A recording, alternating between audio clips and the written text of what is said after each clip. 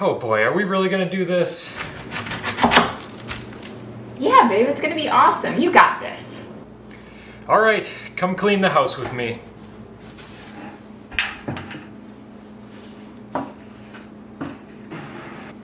So I grew up in a Polish family, which can only mean one thing. Cleaning is in my blood. Like clockwork, seasonally, windows and screens got washed, floors got scrubbed down, and the whole house was always spotlessly vacuumed. I'll let you in on a little secret. Joelle's not much of a cleaner. We don't always see eye to eye on this, but she thinks clean is more of a subjective thing, like that's clean enough sort of thing, but in my world, clean is completely objective. I always say there's only one standard for clean, and that's clean. I know it when I see it, and it's either clean or it ain't. Okay, hopefully you can tell I'm not totally serious, but that said, we live on a farm, have 4 young kids, do a ton of cooking in the kitchen, and overall have pretty full lives. So right now, not only does our house get messy fast, but cleaning and organizing is something that gets neglected in our home more often than I'd like to admit. My bag of goodies. But where is it? Plus, we typically don't do any hosting ourselves around the holidays, so without a reason to clean up the last month or so, things have gotten pretty out of hand. Well, today we're gonna change that. A couple of our kids have birthdays right after the holidays pass, so this is usually when we need to whip the house into shape. Our daughter just turned 9, and we had her birthday at one of those really fun pottery painting places, and then headed to Great Grandma's house, which was nearby, for a family get-together after. But our son is turning 4 in just a few days, and we're having family over to celebrate.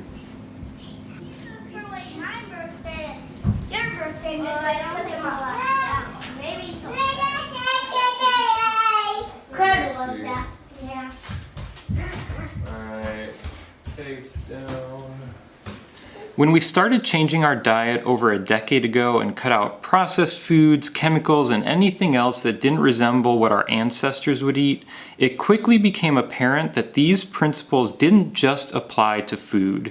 Chemicals and toxins are everywhere in our world today, and a big one was cleaning products. One of the things that stood out to me is learning that our body's largest organ is our skin.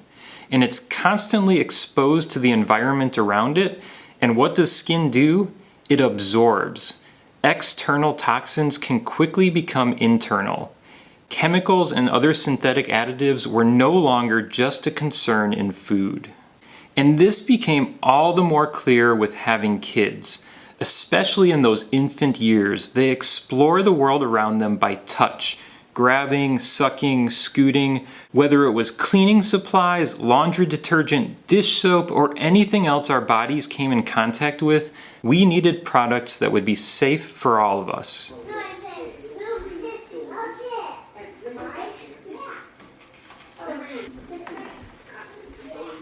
Pretty quickly into this journey, so nearly 10 years ago now, we discovered a company called Branch Basics, and we've been using their cleaning products ever since.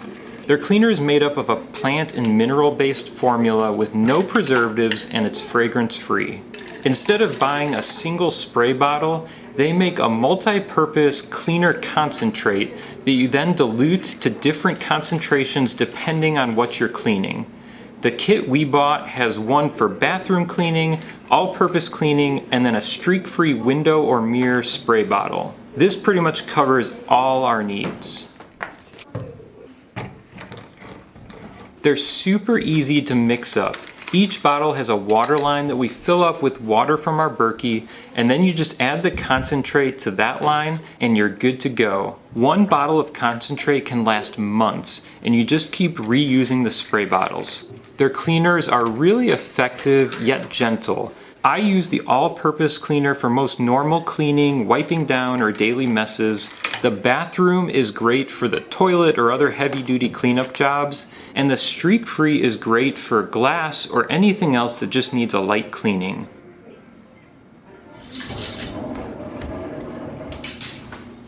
Hey you.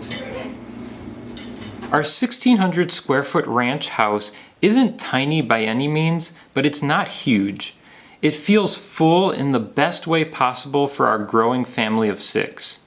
We have a good-sized kitchen and dining space that we spend a lot of time in. Half the island has a breakfast bar that also doubles as our home office, so this is definitely the hub of our home. Our living room is good-sized, and this is where the kids spend plenty of time playing, working on projects, and homeschooling.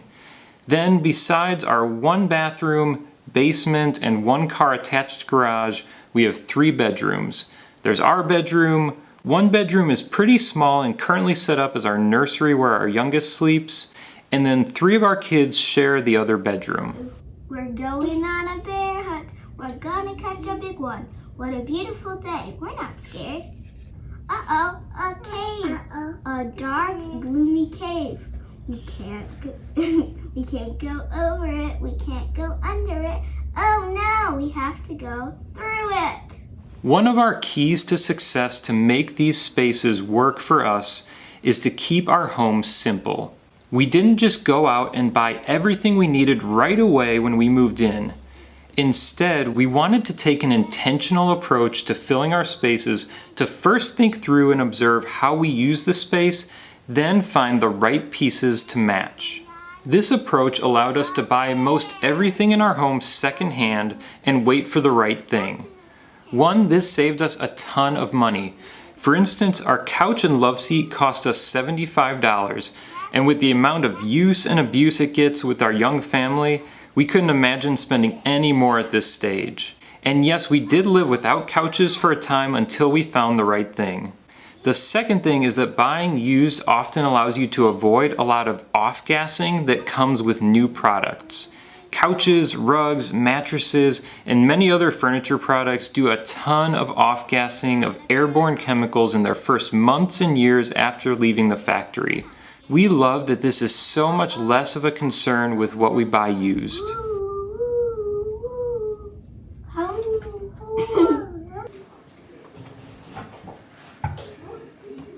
The other thing about our space is that we homeschool, homestead, cook all our meals from scratch, and just don't leave home much. Everything gets a lot of use, which means things get dirty quickly. The kitchen sink is a great example of this. We don't have a dishwasher, so we're doing all of our many dishes by hand every day. It doesn't take long for our sink to get pretty scuzzy. Which, side note on washing dishes by hand, I found this fascinating. So I just heard the statistic the other day that kids that are in families that wash dishes by hand had significantly less instances of allergies. I'm talking like 40 to 50% less because of the micro exposure to bacteria that's eliminated by machine washed dishes. So just that thought was fascinating and made me feel better about washing all of our dishes by hand. We try to keep on top of cleaning the kitchen sink at least monthly, air quotes on the try, but Branch Basics also makes a product called OxyBoost, and this is the perfect natural cleaning option for anything white or porcelain. We also use it as an effective stain remover on things like sheets or other heavy-duty cleaning jobs. If you're familiar with products like OxyClean, Barkeeper's Friend, or Comet, OxyBoost is similar, but all natural and safe to touch and handle. For our fireclay sink, I just sprinkle a layer of the little Oxy crystals down on the bottom of the sink where it's the dirtiest, and then spray that down with a bit of the all-purpose cleaner. This activates the OxyBoost, and you can hear it start to fizz and foam, and then I let that sit a bit and then come back and wipe everything down. I'm sure there are more powerful cleaners out there, but like the other products that Branch Basics offers, I love knowing that this is safe and not putting my family at risk, yet still very effective. And another thing I love is that you don't even have to worry about it putting anything harsh into your septic field and ultimately your land. Our bathroom is also a very heavily used space. Our home was a foreclosure when we bought it, and every square inch of the house was straight out of the 80s and needed updating. We spent months redoing the bulk of the house before we moved in, but clearly the bathroom is one of the spaces that stayed as is. While we've almost pulled the trigger on updating it several times since, we've always come back to the fact that aside from looks, it's actually super functional for us. The Branch Basics cleaners are perfect in the bathroom. The first thing I do is spread some of the OxyBoost around the toilet bowl and get that working, and also put a little in the sink. Then I wipe down the mirror, then the sink, and then tackle cleaning the toilet. We have pretty hard water, and if you don't stay on top of refilling the salt in the softener, which has definitely happened over the years, things get orange pretty quickly. And as I mentioned, everything in here has been around for decades. So yes, there's still some orange staining around things, but honestly, that probably has more to do with us not cleaning the bathroom as often as we should. The other thing that's great about the Branch Basics concentrate is that you can also mix it to be a foaming hand soap that we love having in the bathroom, especially for guests that are more accustomed to a pump soap versus a bar soap like our family uses.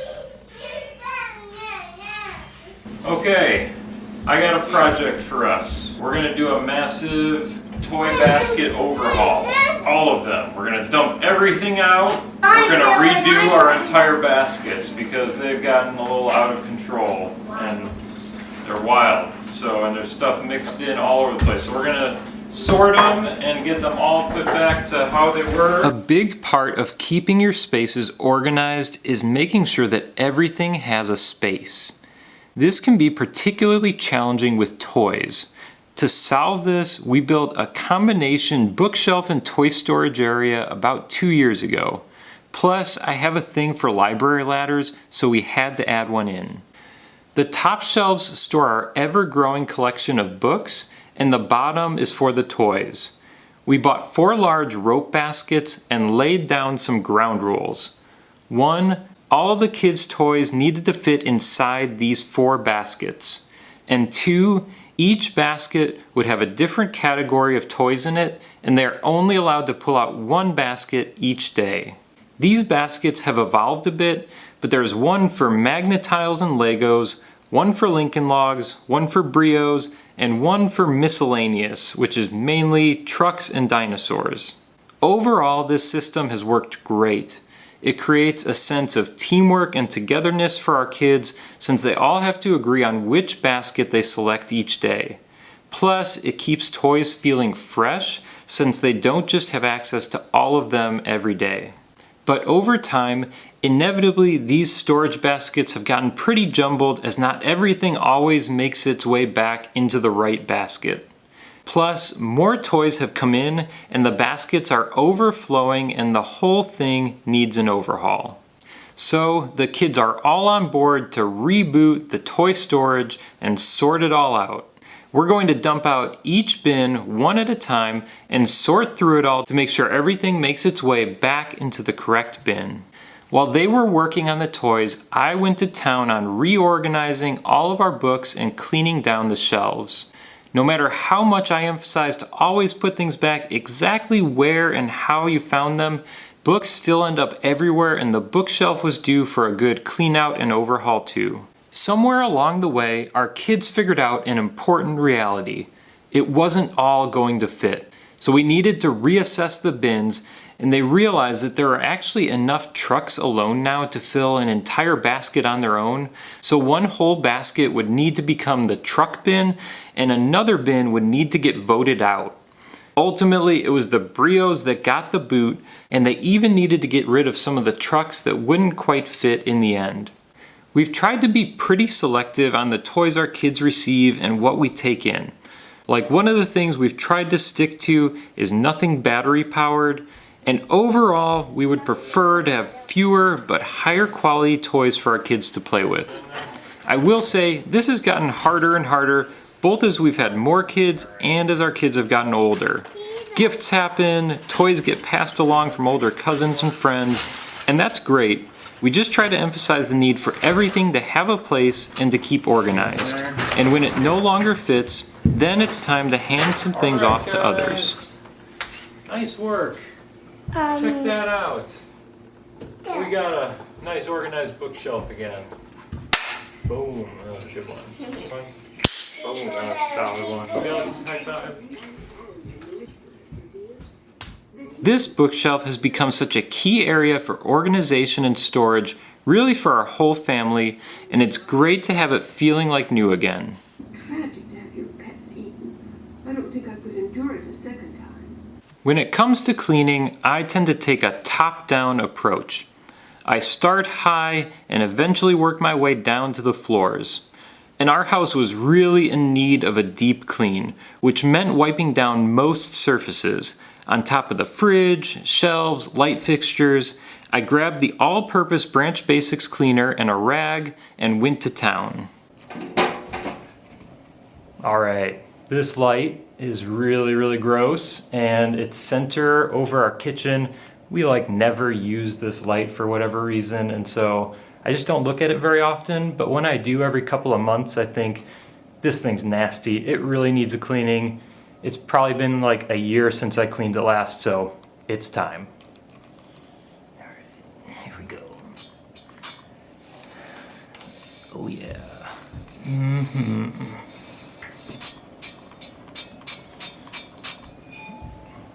Whoop. Drip, drip.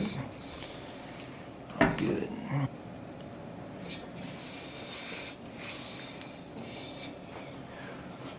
All right, we'll see you in another year, Light.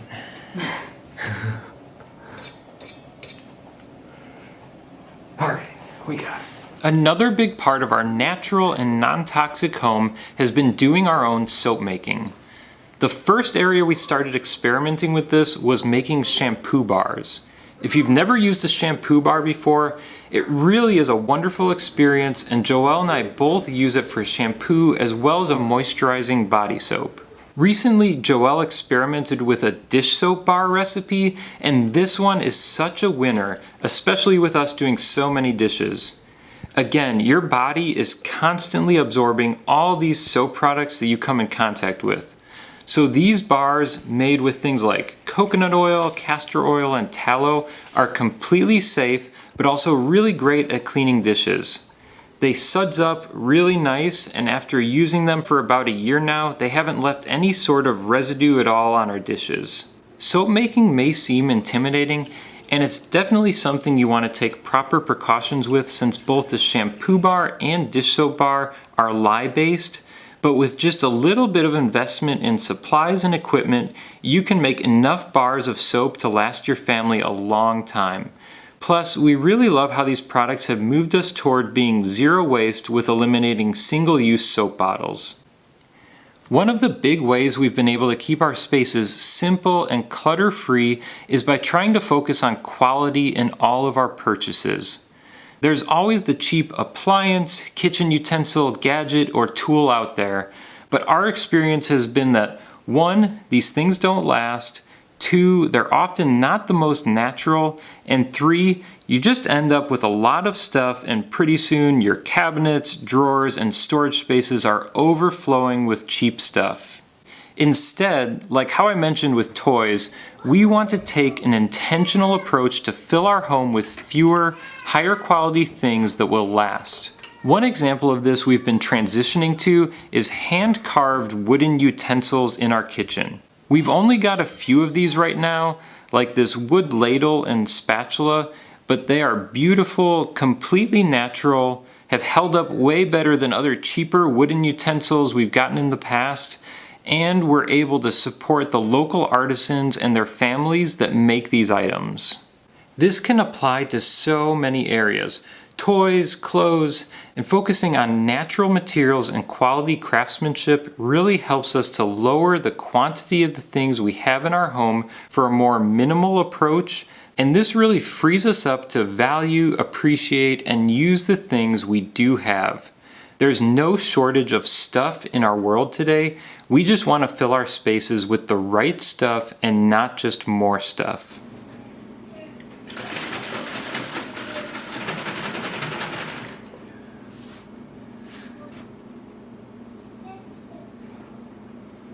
Our butcher block kitchen countertops are also something that we not only try to clean regularly, but also refinish. We went with butcher block because it's affordable and adds a lot of character with that farmhouse look. It's also natural and non-toxic if you finish it with the right product. We have a separate video that shares more of the story and why we went this route, but we sealed our countertops with tung oil from Real Milk Paint Co. a few years ago and couldn't be happier. They look great, have held up great, are pretty water resistant, and don't require much maintenance. It's been 2 years since we last refinished them, so they were due. And then there's the dragon. We use Real Milk Paint Co.'s Dark Half, which is their normal tung oil pre-mixed with a citrus solvent and a natural dark pigment that leaves a beautiful dark finish. This stuff is so easy to apply and reapply.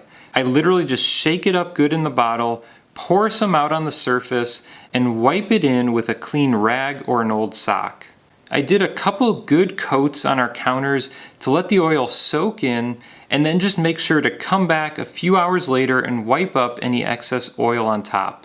The tops look shiny and glossy while the oil is wet, but it does dry with a really nice matte, natural wood feel and look. Our countertops are the stock birch butcher block tops from Menards that come in both 4-foot and 8-foot lengths. You just cut them to size and they're super affordable. Our island that we made ended up being a very custom size, so I made that countertop using leftover white oak flooring pieces from our floors when we redid those. Tung oil is a natural product and it's food safe. Both wood species have held up well to the heavy use and abuse that we give our countertops in the kitchen.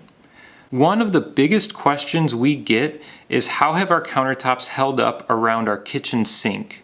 Really well, actually. We do try to wipe up any standing water after doing dishes, but for the most part, the tung oil gives them a waterproof feel and liquids don't immediately soak in. I will mention that I noticed when refinishing them that the wood around the sink seemed to soak in a lot more of the oil than other areas did. If you go with tung oil finished tops around the sink, it's probably a good idea to refinish in that area every 6 to 12 months. 2 years was probably pushing it. If tung oil has one downside, it's the curing time. It takes around 30 days to fully cure for the best and most waterproof seal. While we did let them cure longer when we redid the kitchen and installed them initially, not using our counters for 30 days now just isn't practical. We tried to time it during a stretch we could avoid using them for at least a couple days, then we'll start using them again, lightly at first, to allow them to continue to cure for a bit. This is one of those routine maintenance things that always feels intimidating and hard to work up the motivation for, but honestly, it really hardly took any time at all, and in the end, your countertops end up looking like they're brand new again.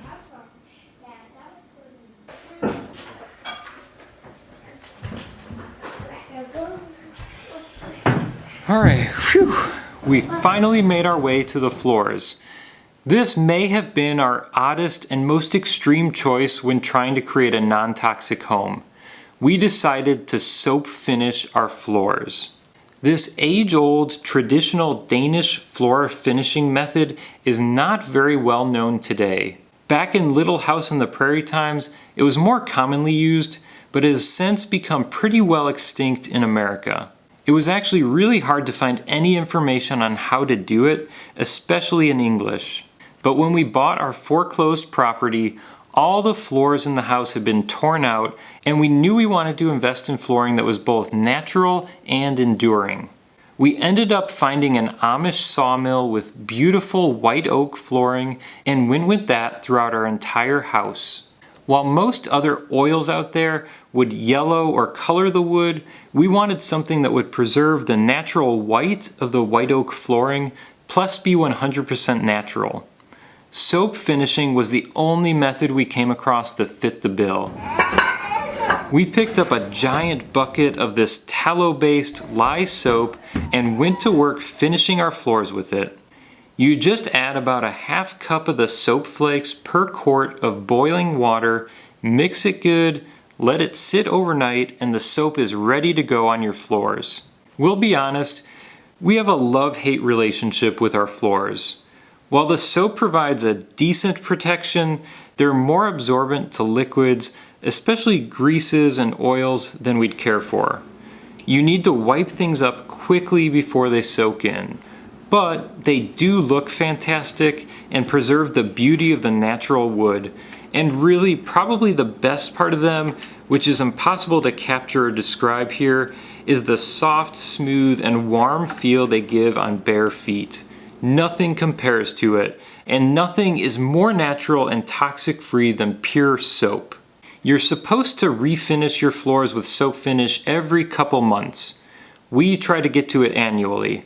The kitchen is probably the space that needs it the most frequently, especially with greases and things that spill and splatter. The way I do it is to just spread a blob of the soap out on the floor and then rub it around and work it in with a towel. Essentially, what the soap is doing is removing the grease and dirt from your floors and also filling the pores of the wood to seal them.